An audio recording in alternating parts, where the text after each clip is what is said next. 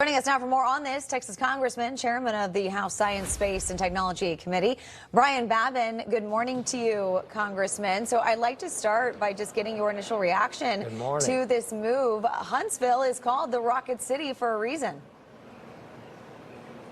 Absolutely. That's a historic, the old Redstone Arsenal. Werner von Braun, who created our rocket program that got us to the moon back in '69. This is where he did most of his work. And so I think, I didn't make the decision, but the Department of Defense did, and this is the way it is. And so we are looking for good things. Yeah, Mr. Chairman, the president says one of the main reasons for the move is due to Colorado's mail-in voting, but I can't get beyond the fact that Alabama, reliably red. Colorado, not so much. Well, I'd have to agree with you there. I really would. And I have visited both places. I like them both, but certainly Colorado is a blue state. There's no question about that. But we'll see. All I know is that President Trump is making space front and center for his administration. And me, as the chairman of the Science, Space, and Technology Committee in the House of Representatives, we are delighted to have this happen because whether we like it or not, whether the folks out there know it or not, we are locked into Space Race 2.0 with the Chinese. And it is absolutely imperative that we win the space race. Yeah, and speaking of controlling the skies, I know you reacted on X to President Trump sharing that dramatic video where a U.S. military strike obliterated a Venezuelan drug boat in the Caribbean, saying in part, quote, "If you traffic poison, you sink." Do you think Trump will completely upend Maduro's narco state? What does this signal to other cartels and terrorists worldwide? It sends a very strong signal that there's a new sheriff in charge of the United States of America. I think it's high time that we start exerting and showing the muscle that we need to show these thugs and criminals that are international, basically.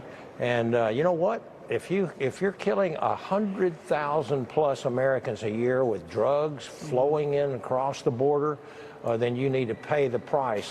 And these thugs that were in this boat absolutely paid the price. So couldn't happen to nicer guys. I want to see more of it happening. This is exactly what President Trump is all about. It just tells you what real leadership is. And we finally have it now, after 4 long years of Joe Biden and just kind of floundering. Yeah. Mr. Chairman, we're just about, a few days away, legislative days away from a federal government shutdown. We know there's got to be a bipartisan deal reached by the end of the month. What do you think right now as you're returning to Washington, D.C., everybody's getting back together? Do you think something gets done before the end of the month? Yes, I do. I'm optimistic. You know, we've got a great leader in Speaker of the House, Mike Johnson. He's an optimistic, a devout man who just shows a great example. And, he's underestimated by the opposition constantly. And I can tell you, I think Mike Johnson is going to lead us into funding this government, so we're going to avoid a shutdown. A shutdown is not necessary. We're concentrating on the things that are important, and that is America First policy under President Trump's administration to, restore our border security and restore law and order and save our energy industry and get back to #1. And that's exactly what we're going to be doing. We've got our heads down, our backs up, and we're working fast. All right, Congressman Babin from Texas. Great to see you this morning. Thank you. Good to be with both of you. God bless.